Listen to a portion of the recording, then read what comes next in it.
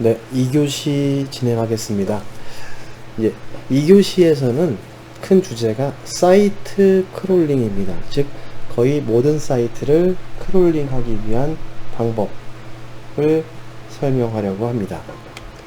그래서 이전 섹션에서는 앞에 1교시에서 다뤘던 내용들은 단순하게 링크에서 링크로 움직이는, 즉 무작위로 이동하는 기능까지를 살펴봤습니다. 예, 무작위 이동에 대한 것. 근데 단순하게 이런 기능만 있다면 뭐 필요가 없겠죠. 예, 따라서 좀 더 개선을 하고자 하는 요구사항으로 보게 된다면 사이트의 모든 페이지를 어떤 시스템에 따라 분류를 하거나 검색하는 방법이 필요하게 됩니다. 예, 즉 사이트 전체를 크롤링을 할 때 모든 페이지 안에서 단순히 무작위 이동이 아니라 어떤 시스템에 따라서 분류를 하고 검색을 하는 그러한 방식이 필요하다는 얘기입니다. 따라서 사이트 크롤링을 할 때 거의 대부분의 거대한 사이트들을 크롤링할 시에는 당연히 컴퓨터 시스템에 많은 메모리가 요구가 될 것입니다. 그리고 당연히 또 필요한 사항이 크롤링한 결과를 저장을 하는, 그렇게 보관할 수 있는 데이터베이스가 필요하게 될 거예요. 즉 데이터로 내가 찾은 것들을 기록해 놓을 수 있는 공간이 필요하겠죠. 근데 이런 데이터베이스를 이용한 크롤링 어플리케이션은 교재에서 6장에 해당되는 부분에서 다시 설명을 하고 있습니다. 예. 그러나 지금까지 하셨던 내용들은 단순하긴 하지만 이 DB처럼 데이터를 보관하는 게 없다 하더라도 그 동작 원리, 크롤링에 대한 동작 원리를 파악하는 데는 적합한 부분이기 때문에 여러분들에게 연습이 꼭 필요한 부분이라고 보시게 됩니다. 예.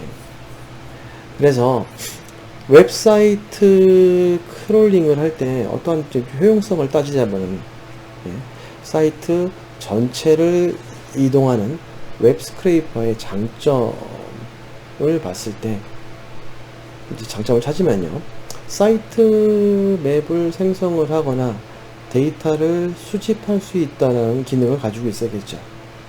예, 즉 크롤링을 했을 때 어떤 게 유용하냐, 효용성이 좋은 것이 무엇이냐 라는 걸 찾게 되면 사이트 맵을 생성을 하는데도 좋고요, 그리고 데이터를 수집하는 측면에서도 장점을 갖게 된다는 것이죠. 사이트 맵 생성이라는 부분을 보게 되면은 시스템 내부 접근 권한이 없는 그런 경우, 예를 든 거예요. 그래서 또는 외부에 공개되어 있는 사이트 맵 자체가 없는 그런 사이트를 분석을 해야 된다 라고 하는 경우, 그럴 때는 사이트 전체를 이동하는 크롤러를 이용해서 내부 링크에 대한 정보를 모두 수집을 해낼 수 있을 겁니다. 아까 우리가 했던 것처럼요, 내부 링크들에 대해서. 그리고 페이지들을 실제 사이트 폴더별로 그런 구조 형태로 정의를 하면은 전체 사이트가 이렇게 구성되어 있구나 라고 하는 사이트 구성을 파악할 수 있다는 장점을 갖게 되죠. 또한 데이터 수집 측면에서 본다라면요, 예를 들어서 여러분 또 다른 예를 교재에서 설명을 드리고 있는데, 어떤 사이트 이제 분석가를 요청을 해가지고 이제 작성된 글들을 수집하고 싶다라는 요구사항이 왔을 때, 즉 이야기라든지 블로그 포스트, 뉴스 기상 등등의 뉴스 기사에 등등의 이런 것들이 처리가 되는 부분들이 있을 때 이런 수집을 해야 된다. 이럴 때는 사이트의 재기 이동을 통해서 크롤링을 하게 되면요, 데이터 수집이 가능하다라는 겁니다. 데이터 수집을 위해서 재기 이동 호출을 이용을 한다는 얘기입니다.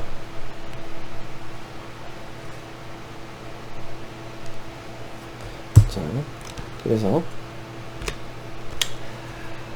이렇게 사이트 크롤링을 하다 보면은 먼저 교재에서 또 하나 이제 62페이지에 상식 차원의 얘기가 하나 나오고 있는데요.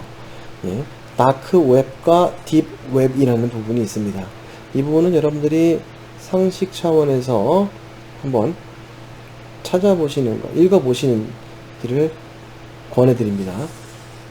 꼭 한번 읽어보시고 어떤 내용들을 하고 이제 설명을 하는지 각각이 무엇인지를 숙제를 하실 필요가 있을 것 같아요.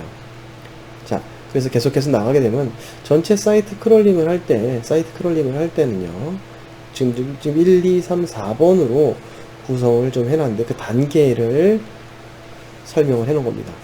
그래서 첫 번째, 홈페이지 최상위 페이지에서 크롤링을 이제 시작을 하겠죠.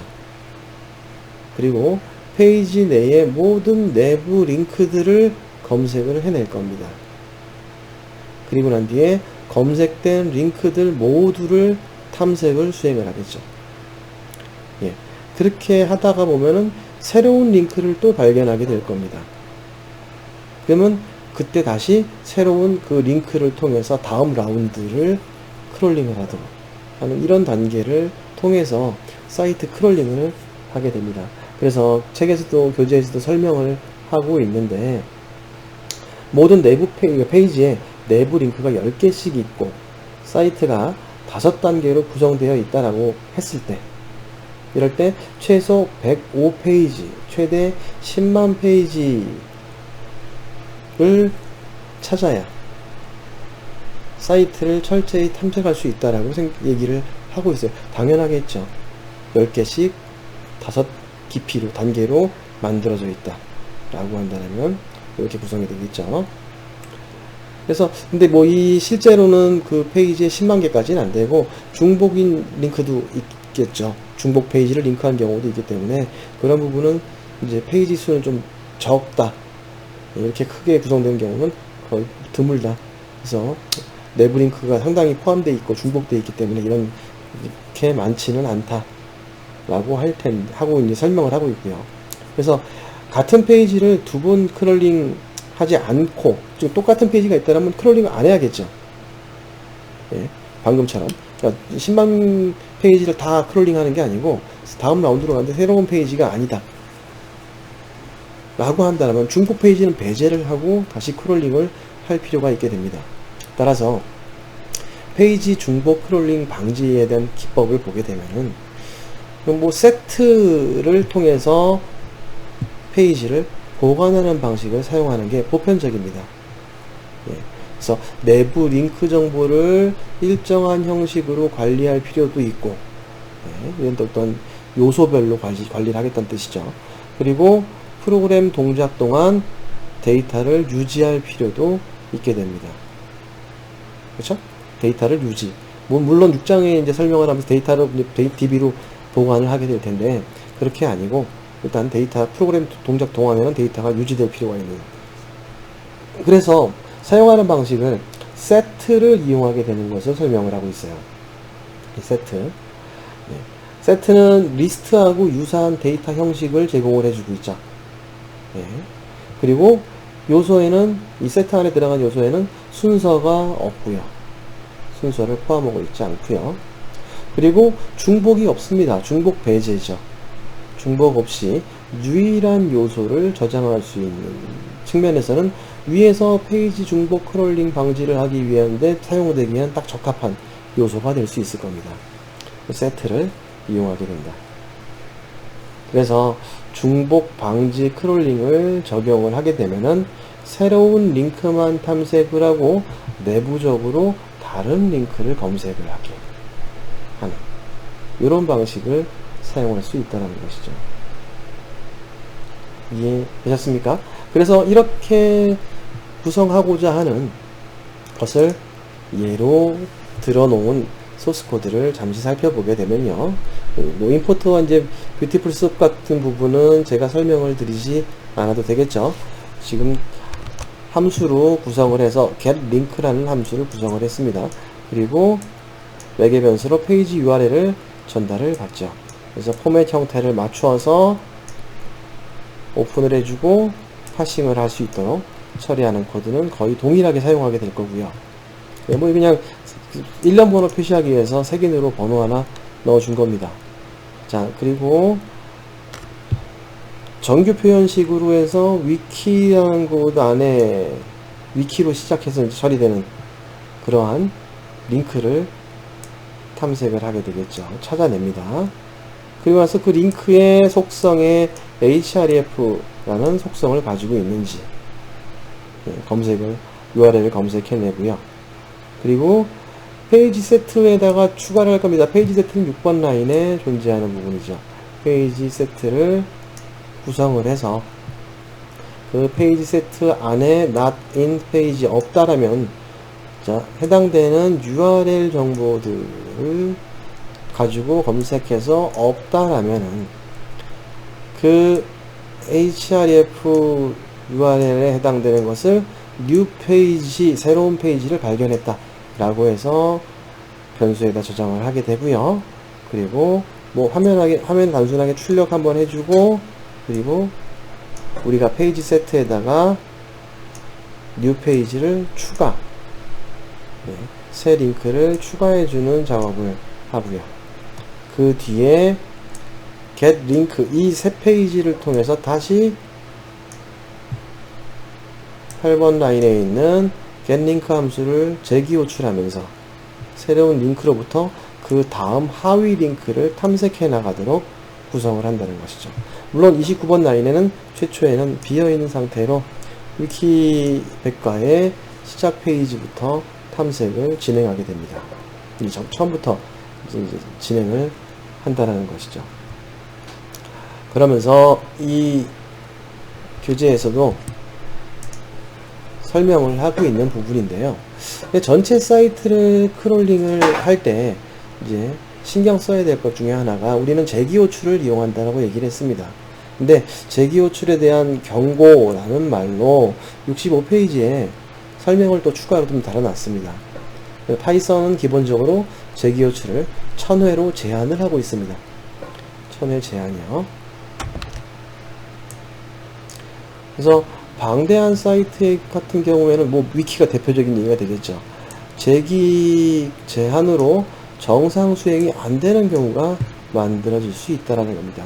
이럴 때는 어떻게 해야 될지, 뭐 재기 카운터를 삽입을 해서 해결을 한다든지 아니면 또 다른 방법을 찾아서 처리를 해줄 필요가, 보완을 해줄 필요가 있다라는 설명을 하고 있는데, 그러면서도 일반적이고 대부분의 사이트 같은 경우에는 재기호출을 이용해서 사이트를 크롤링하는 데는 별 문제가 없다, 이렇게 방문되지 않기 때문에 문제가 되지 않다라고 얘기를 하고 있죠.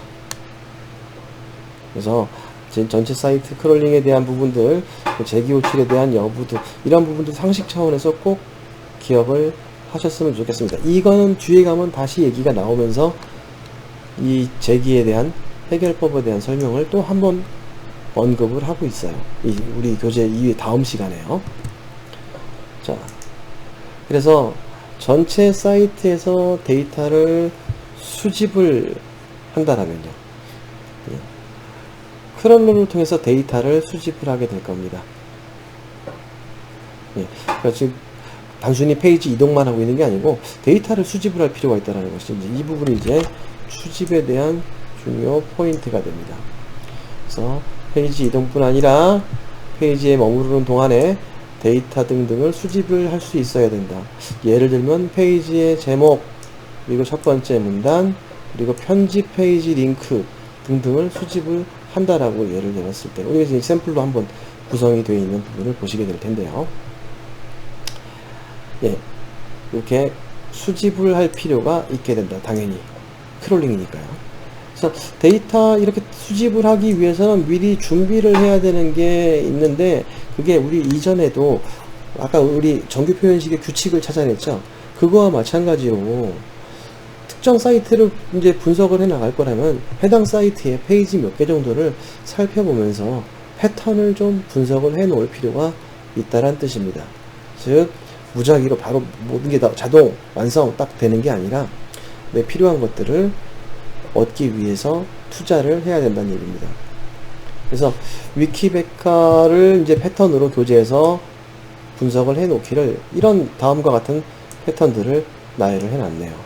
모든 페이지의 제목은 항상 h1 태그 안에 있으며 h1 태그는 페이지당 한 번만 존재한다. 하나만 존재를 합니다.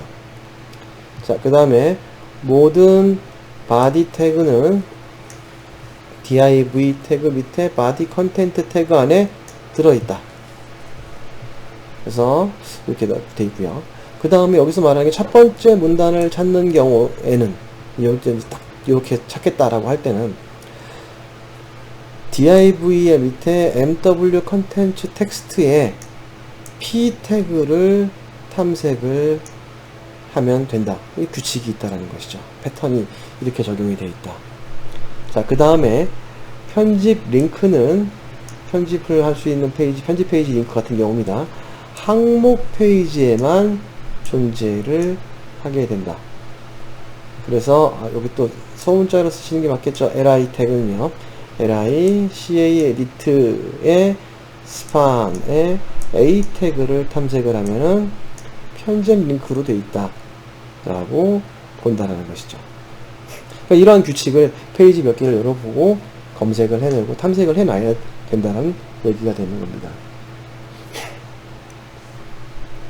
그래서 이런 죄송합니다.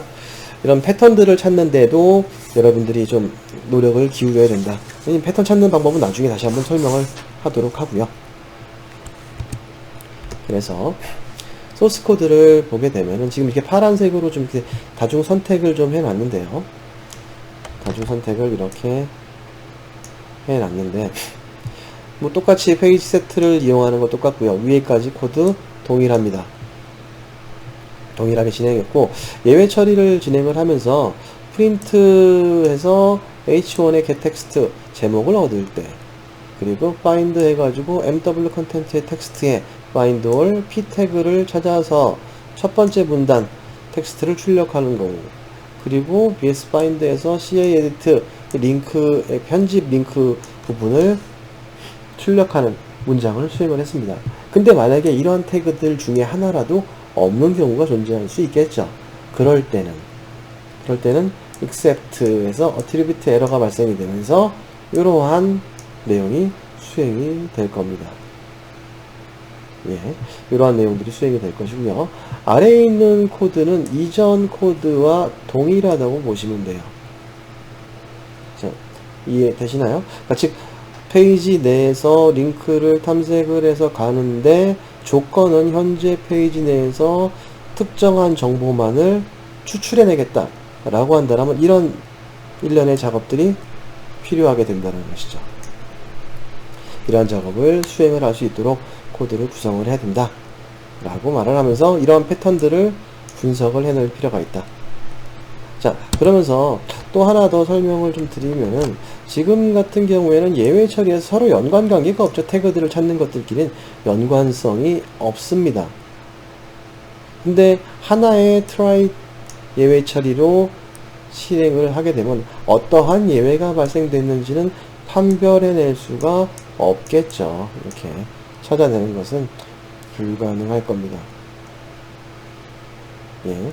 자, 그리고 나서 이제 67페이지에도 이런 패턴에 대한 따라 필요한 작업이 다르다라고 얘기를 하고 있어요. 즉, 패턴을 잘 분석해내고 그 패턴마다 처리해야 되는 예외 작업도 다 다를 수 있다.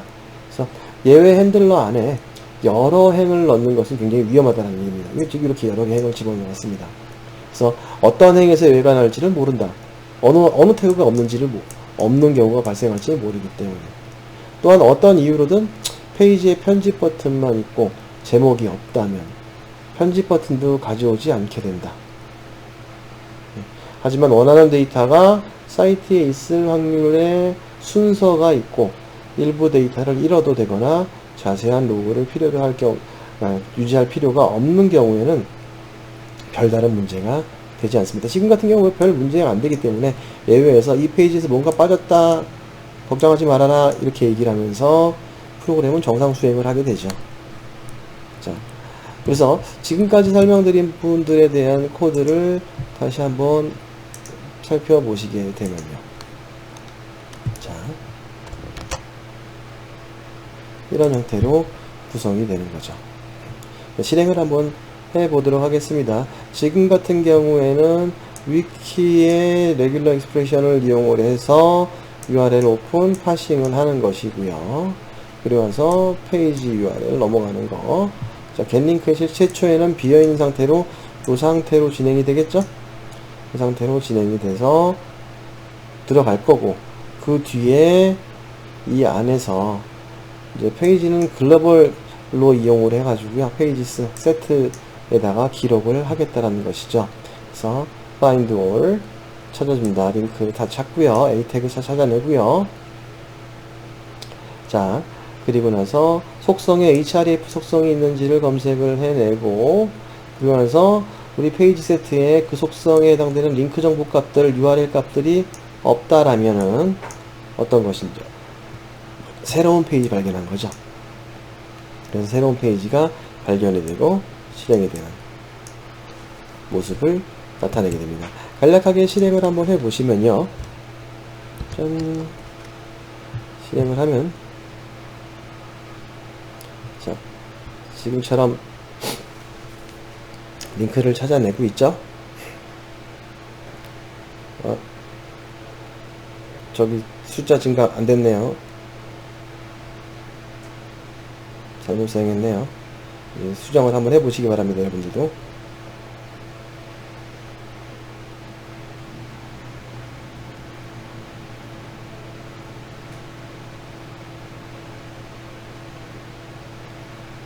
그렇겠죠. 겟링크가 글로벌로 겟링크에 해당되는 부분이 뉴 페이지를 계속 찾아내기 때문에 다시 재기호출이 되기 때문에 i는 1로만 출력이 되겠네요. 이건 글로벌로 빼내든지 다른 방법을 찾아 넣으시면 여러분들이 쓰는 방식, 여기에 정상적인 숫자로 표시할 수 있겠죠. 자, 이해됐습니까? 이 부분 한번 수정해 보세요. 직접 수행을 한번 해 보시기 바랍니다. 자, 강제 종료를 좀 시켜 보겠습니다. 강제 종료를 하고, 이게 이제 getLink 함수를 이용해 가지고 링크를 정규 표현식으로 찾아가는 방식을 봤다라면은,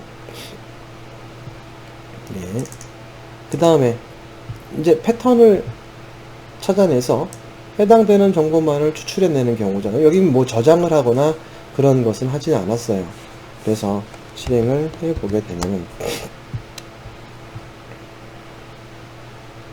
자, 메인 페이지라는 타이틀 나오고 해당되는 균 포함하고요.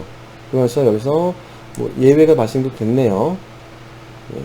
모든 곳에 링크가 있지는 않을 테니까요. 에디트 링크가 있지는 않을 테니까 지금처럼 이렇게 수행을 해 나갈 수 있다는, 정보를 추출해낼 수도 있다라는 거. 요번 2교시에서 하고자 하는 얘기가 데이터 수집에 해당되는 부분이죠. 데이터 수집에 해당되는 부분이기 때문에 이 부분을 설명을 하기 위해서 데이터 수집, 패턴 찾자, 또 패턴에 따른 기능 구현, 예외 처리하는 방식도 좀 꼼꼼하게 살펴보도록 하자라고 설명을 하고 있어요. 그러면서 이 교재에서는요, 중간중간에 뭐라고 얘기를 하고 있냐면, 예외를 처리를 해라. 현재 코드에는 내가 예외를 배제를 시켰다 라고 말하는 코드가 많이 있습니다. 그래서 여러분들이 그런 부분에 대해서 예외를 한번 생각을 해보고 예외를 적용시켜보는 연습도 필요하다 라고 생각이 듭니다. 한번 직접 한번 예외 처리 구성을 한번 해보시길 바랍니다. 자, 이렇게 코드 관리 좀 다 하시고요. 전체적으로 실습에 대한 것을 꼭 수행을 해보시고 그 다음에 과제를 수행하시면은 조금 더 이해가 잘 되지 않을까 라고 생각을 해봅니다.